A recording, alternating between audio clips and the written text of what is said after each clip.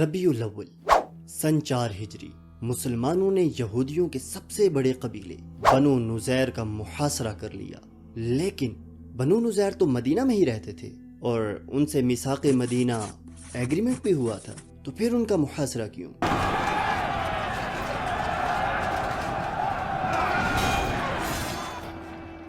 रसूलुल्लाह सल्लल्लाहु अलैहि वसल्लम जब मक्का से मदीना हिजरत करके आए तो मदीना में यहूदियों के 3 बड़े कबीले आबाद थे, बनु कैनका, बनु नुज़ैर और बनु कुरैज़ा।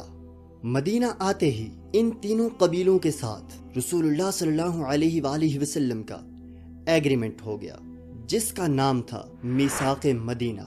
और इस एग्रीमेंट में यह तय पाया था कि हम सब आपस में मिलकर रहेंगे, इत्तफाक और इत्तेहाद के साथ, एक दूसरे को नुकसान नहीं पहुंचाएंगे, और अगर कोई बाहर से आएगा तो हम मिलकर उनसे लड़ेंगे और बाहर वालों से अपने राज शेयर नहीं करेंगे, और सबसे बढ़कर एक दूसरे के खिलाफ साजिशें नहीं करेंगे। लेकिन यह एग्रीमेंट लॉन्ग टाइम नहीं चल सका। सबसे पहले ग़ज़वे बदर के बाद बनु कैनका ने एग्रीमेंट की वायलेशन की, तो रसूलुल्लाह सल्लल्लाहु अलैहि वसल्लम ने उन्हें पनिशमेंट के तौर पर मदीना से निकाल दिया। इसको हम किसी और वीडियो में कंप्लीट डिस्कस करेंगे। फिर ग़ज़वे उहद के बाद यहूदियों ने मक्का वालों के साथ मिलकर मुसलमानों के खिलाफ साजिशें करना शुरू कर दी और सीक्रेटली कुरैश के साथ हाथ मिला लिया। यहूदियों ने मक्का वालों से कहा, आप रसूलुल्लाह सल्लल्लाहु अलैहि वसल्लम पर अटैक करें, हम मदीना के अंदर से आपको हेल्प करेंगे।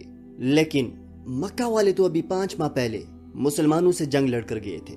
फिर एक दिन यहूदियों ने रसूलुल्लाह सल्लल्लाहु अलैहि वसल्लम को अपने घर इनवाइट किया कि कुछ मामलात पर डिस्कस करनी है, जिस पर रसूलुल्लाह सल्लल्लाहु अलैहि वसल्लम यहूदियों के यहाँ उनके घर चले गए और उनके एक घर की दीवार के साथ टेक लगाकर बैठ गए। फिर यहूदियों का एक आलम हाई बिन अख्तब, जो रसूलुल्लाह सल्लल्लाहु अलैहि वसल्लम का शदीद तरीन दुश्मन था, बाकी यहूदियों से कहने लगा, ऐसी अपॉर्चुनिटी हमें कभी नहीं मिलेगी।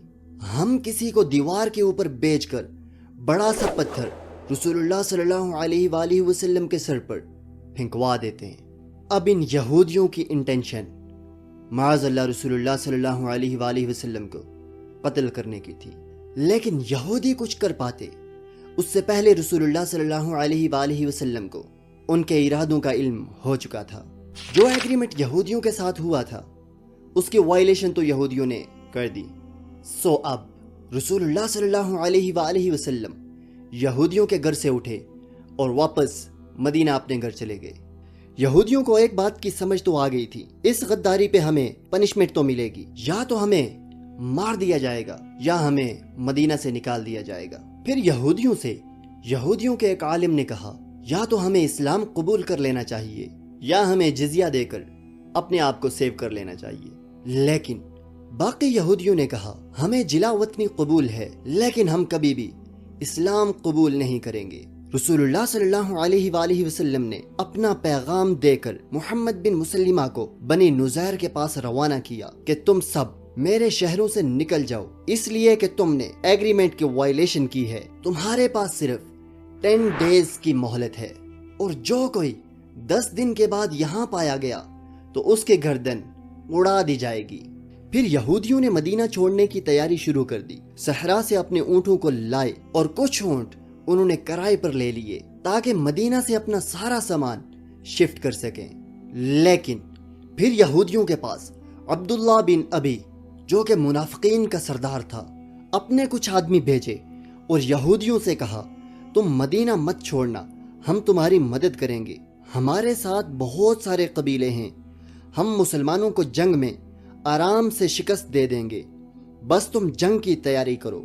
यहूदी उसकी बातों में आ गए और उन्होंने अपना एक कासिद रसूलुल्लाह सल्लल्लाहु अलैहि वसल्लम के पास भेज दिया कि हम अपने घरों से नहीं निकलेंगे, मतलब मदीना नहीं छोड़ेंगे, do what ever you want. जब ये बात रसूलुल्लाह सल्लल्लाहु अलैहि वसल्लम ने सुनी तो आपने सहाबा को जमा किया और जंग की तैयारी का ऑर्डर दे दिया। जंग की तैयारियां मुकम्मल होने के बाद रसूलुल्लाह सल्लल्लाहु अलैहि वसल्लम अपने लश्कर के साथ बनी नुज़ैर की तरफ रवाना हो गए। یہودیوں کی بستی مدینہ کے قریب ہی تھی۔ جب یہودیوں نے مسلمانوں کا لشکر دیکھا تو اپنے قلعوں کے دروازے بند کر لیے اور اپنے قلعوں سے مسلمانوں پر تیر برسانا شروع کر دیے، لیکن ان کے تیروں سے مسلمان فوج کو کوئی نقصان نہیں ہوا۔